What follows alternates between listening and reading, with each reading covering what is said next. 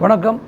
நான் ரமணா, திருவள்ளூர் சட்டமன்ற தொகுதியின் வேட்பாளராக போட்டியிடுகிறேன். திருவள்ளூர் தொகுதி எனக்கு மிகவும் பரிச்சயமான தொகுதி. திருவள்ளூர் தொகுதி மக்களோடு கடந்த 25 ஆண்டுகளாக நான் பல வகைகளில் பரிச்சயமாக தொடர்பில் இருக்கிறேன்.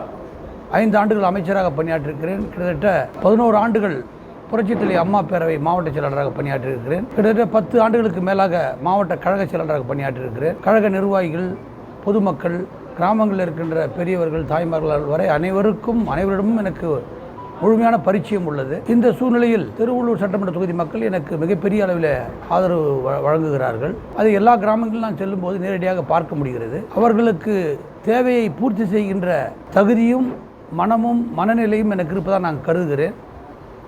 வெரஸ் எனக்கு எதிராக போட்டியிடுகின்ற மற்றொரு கட்சியின் முக்கியமான வேட்பாளருக்கு அந்த மனநிலையும் மனமும் இருப்பதாக நான் கருதவில்லை.